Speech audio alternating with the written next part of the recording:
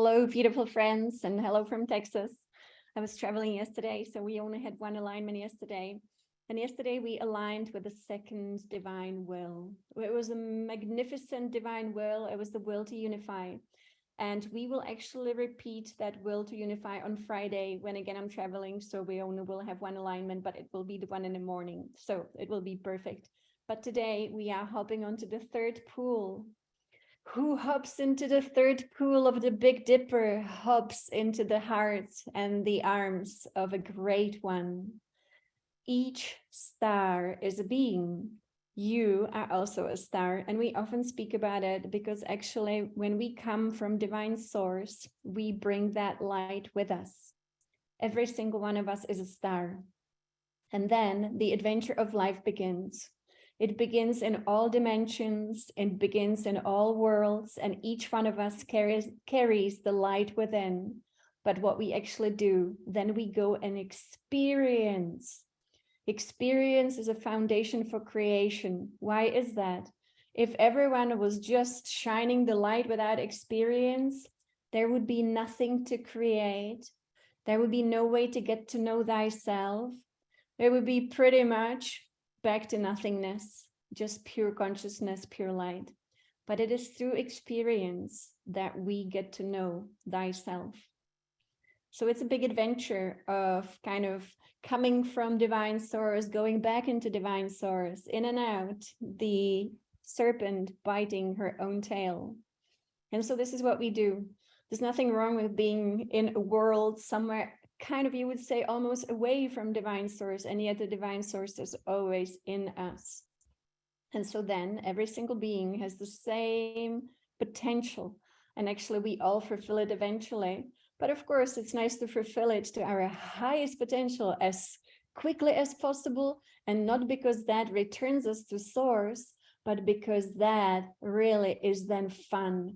We become like source too, and we start supporting others in their evolution. And nothing is more delightful to a being of light that you are than actually seeing others thrive and shine. So this is what we are doing here. We go into these highly evolved beings. So we started with 1, we went to 2, highly evolved beings. You know how highly evolved these guys and girls are? And they don't have to be at all, you know, feminine, masculine, because at some level we go well beyond that and we just become one united within. But when we go into these pools of light, we are actually visiting a being who is a highly accomplished being, capable of transmission of so much source consciousness.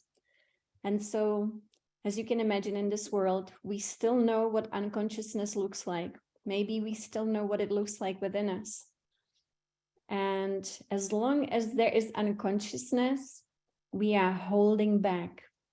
And what are we holding back for, and what's happening? So let's say you are a container that can contain 100% light. But if we still have 2% of unconsciousness, we are limiting ourselves from being able to be complete light. And when we become complete light, we call it enlightenment, but that is really just the beginning of our fullness. But then we grow bigger and bigger and bigger.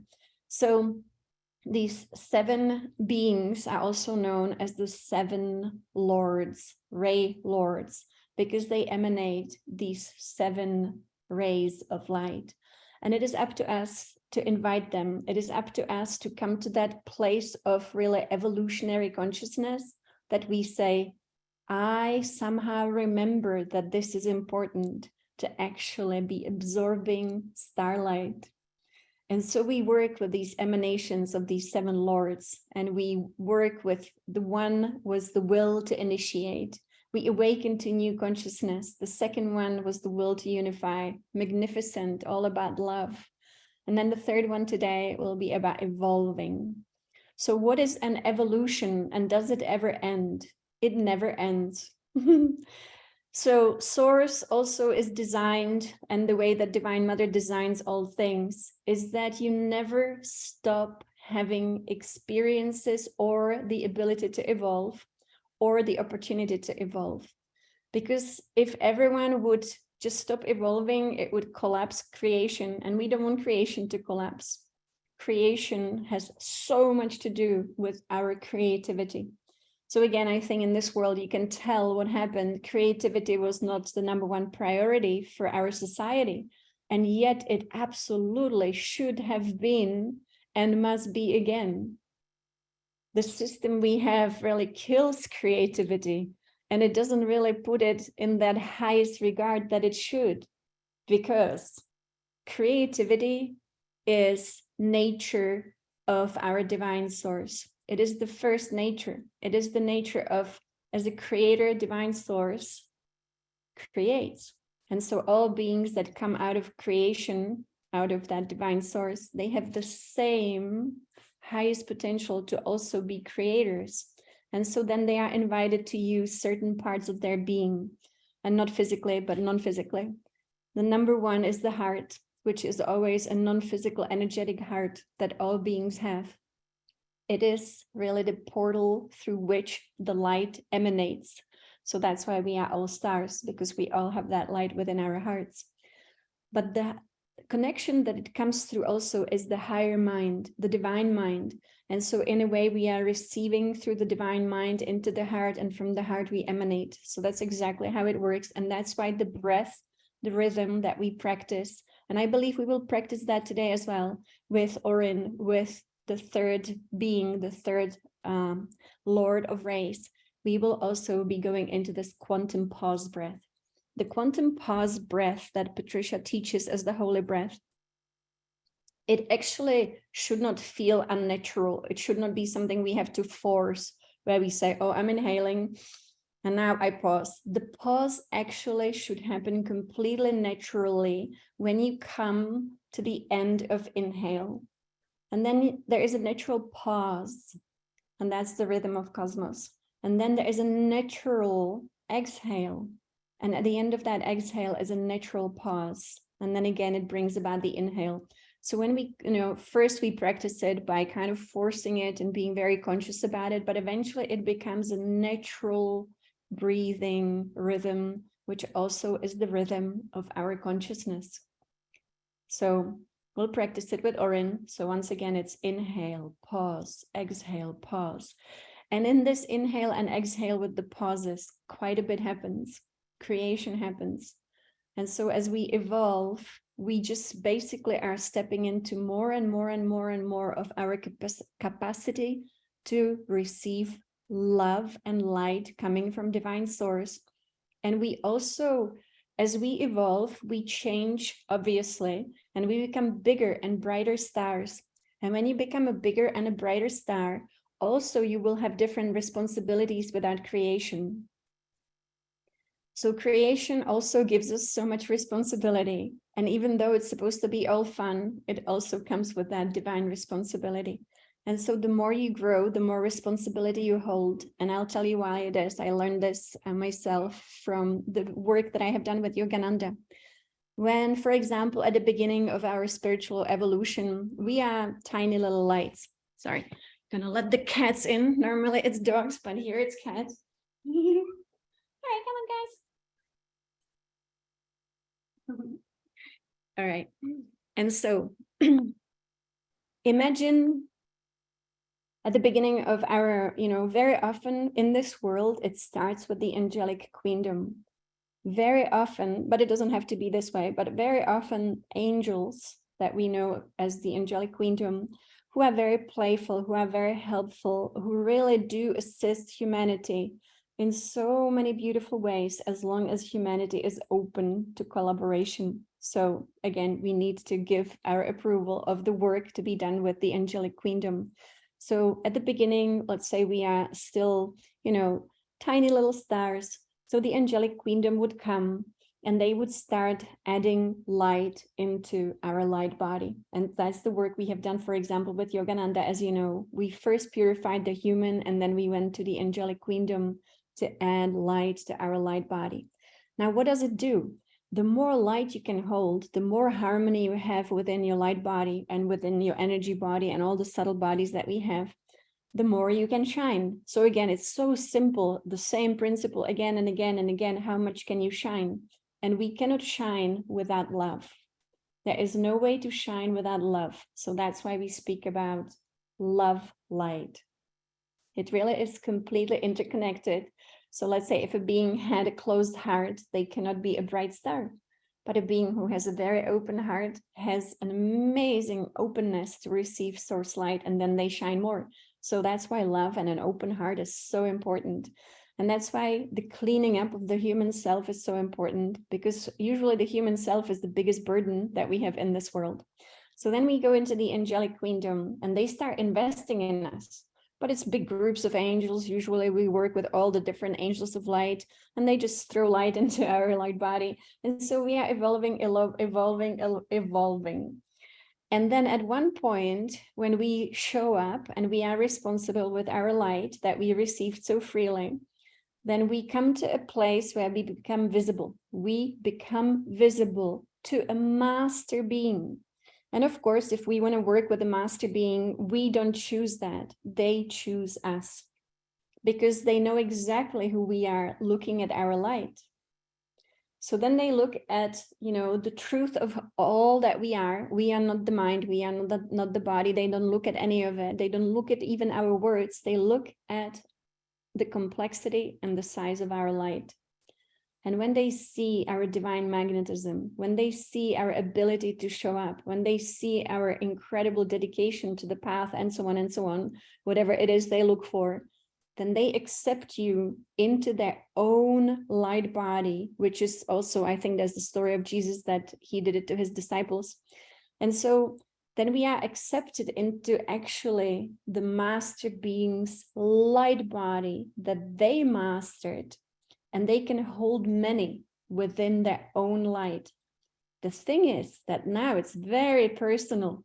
You now have a big master being that chose you, and that master being is actually giving of his or her or its light to us.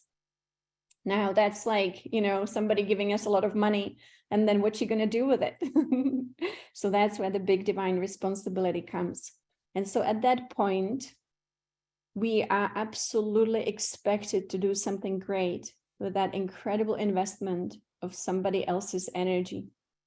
And so, for example, let's take Yogananda. We often speak about him. Yogananda would take maybe millions of souls into his own light body, whether it was physically, non-physically, meaning we didn't have to meet him at all. He is still working through humanity.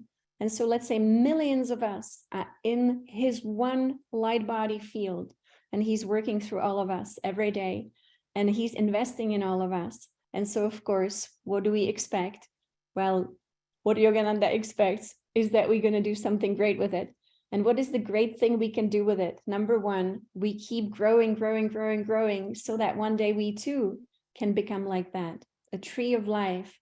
An incredible, really, it's the tree of life that we know as a toroidal field, so that we too can then emanate.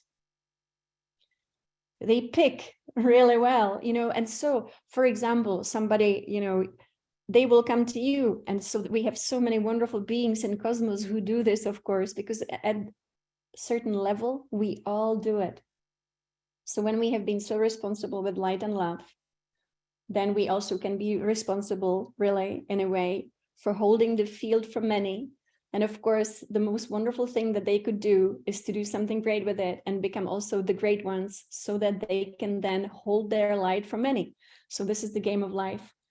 So you always will know there is just, there's nothing that can be questioned. When they come, they come. And again, it can take years of really dedicated practice. And, the timing is within us. We are the ones who are just really showing up or not. And I know that you guys are always showing up. And so today we're going to go into the body. We're going to go into the body of a great being. We are working with 7 great beings who are so incredibly capable of emanating so much light to so many. Again, not just millions, but let's say billions, trillions of us can have this light of the divine will. And so what does it mean, the will to evolve? Evolution is always the evolution of consciousness into more consciousness and wisdom and love. Again, very simple. How do we know if we are evolving? Well, it's really simple. We become super peaceful, harmonious, and loving, kind, giving, gentle, but also wise in terms of we understand what's happening, in creation. And so then we can really play according to the rules of creation, which is to be a receiver and a giver. It is the greatest honor, the greatest honor. The greatest honor is actually when we, and to me, this is the true awakening. The true awakening is not only when the life force wakes up within us and we suddenly go into all consciousness, but when we realize how amazing this game is and that we all are to make experiences, but always in connection with divine source. So the connection with divine source. And so we work with these beautiful sources of light that actually have been designed by Divine Mother when you think about it, since she is the designer of these cosmic emanations, because it is Divine Mother who creates the cosmic body. She is the cosmic body. And so I was thinking about it this morning when I was meditating, that actually, there are so many different organs within the cosmic body. And so let's say, divine will number 1 will be the kidney, divine will number 2, the being will be, the liver, and then we have the spleen. And so they all have different purpose. They cannot all have the same purpose. And so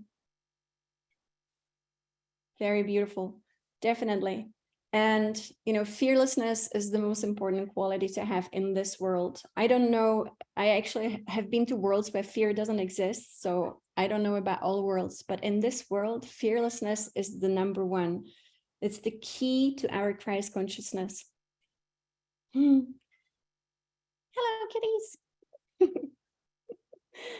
And so every star has different purpose, but together again, it is one big cosmic body. So together we fulfill the purpose. So your purpose, your node, that's so unique to this beautiful creation. And so let us go first to review what it is we are doing here, because this is a process, obviously. Ideally, we want to, go through the whole process of really embodying the 7 wills. And so what you can do, for example, in your meditation now, you can every day bring the Big Dipper above your head and just connect within really seconds, right? You can connect from 1 to 7 with the 7 divine wills and bring them in, because again, it is everything that you use your intention, your will, your imagination, your visualization, all is real in the world of subtle energies. And eventually, this is the slowest plane. So for example, very often we receive initiations or cleansing, we do cleansing. And so let's say you rearrange yourself in the world of energy, in the subtle world, and then you want to see results immediately. But sometimes the results come days, sometimes weeks, sometimes months after. The same with initiations. Because when we go into these higher realms and when we receive these subtle energies, again, this is the dense plane here, very slow time and space. And so again, it might take physical time, but again, it doesn't have to be all that. Sometimes it's instantaneous. It really depends on where we're at. So, so what is happening at the moment? At the moment, this is exactly what's happening. And I know many people describe it so beautifully. We basically have divine source emanating so much to humanity right now, so much. And we have all these sources of light emanating with divine source, as all anyway belong to divine source, and we all do too. And so we can now connect. If you feel like it, I find it very beneficial. The first thing in the morning when I do my meditation outside, I connect with the solar light above the head. That is the emanation of all suns within creation. So the great central spiritual sun and all the beautiful suns we have in our system of suns in this world. And then keep that emanation to be the one above you, the one that shines into you, but also pull it into your heart.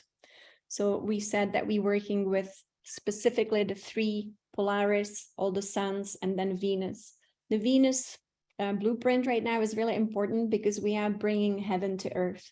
And that was the original idea, that earth will be a very divine, beautiful realm like she used to be, but we are now bringing her back to that. So then you can create a triangle above that solar light. Again, we're building structures in our subtle body. And so then we bring the light of the Pleiades, the light of Sirius, and the light of the Great Bear. And we create a triangle like a crown. So very often we work with these trinities of energy. And then we go higher. We go specifically within the Great Bear is the constellation of the Big Dipper. So we connect to the 7 divine wills. And all of this can take you 5 minutes in the morning when you're getting ready for your day and you set yourself up. As a magician, as an alchemist, you always want to have your energy specifically created, nothing random. We don't want random stuff within us.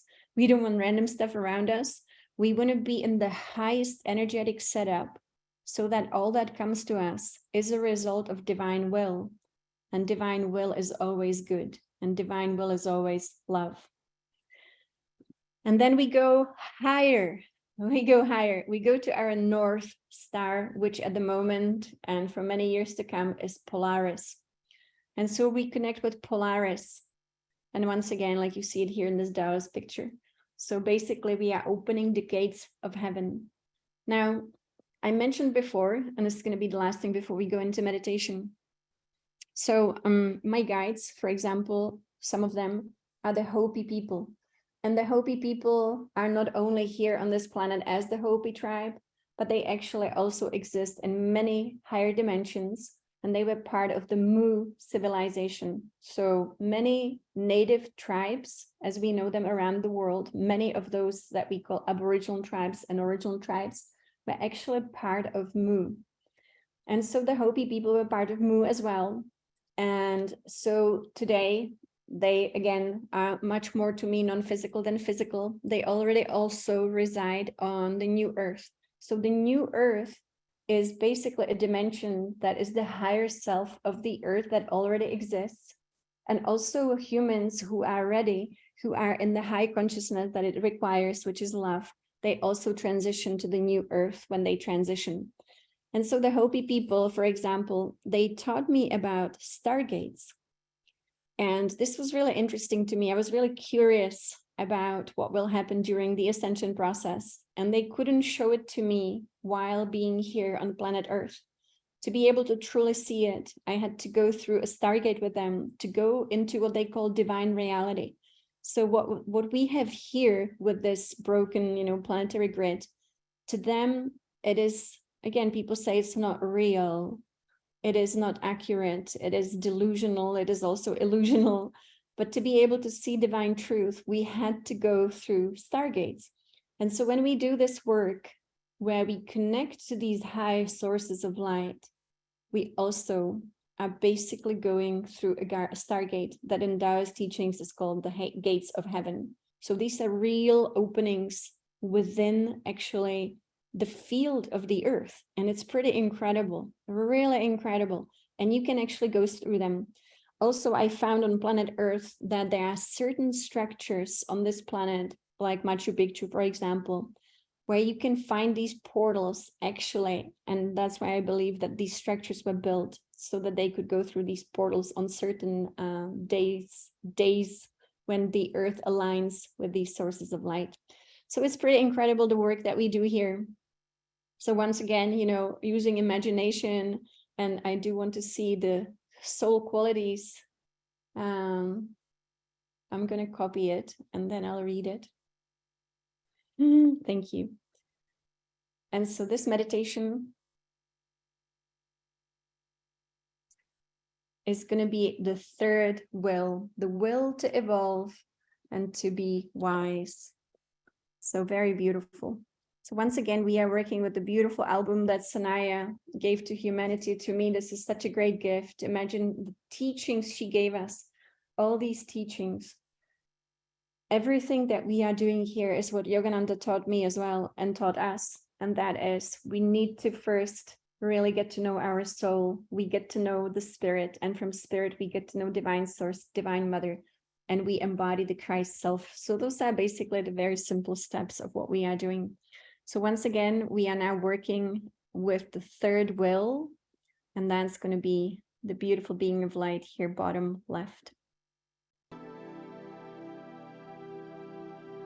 So this is our very, very transformational journey. As you can imagine, this is what, for example, the big masters actually experience on the inner planes.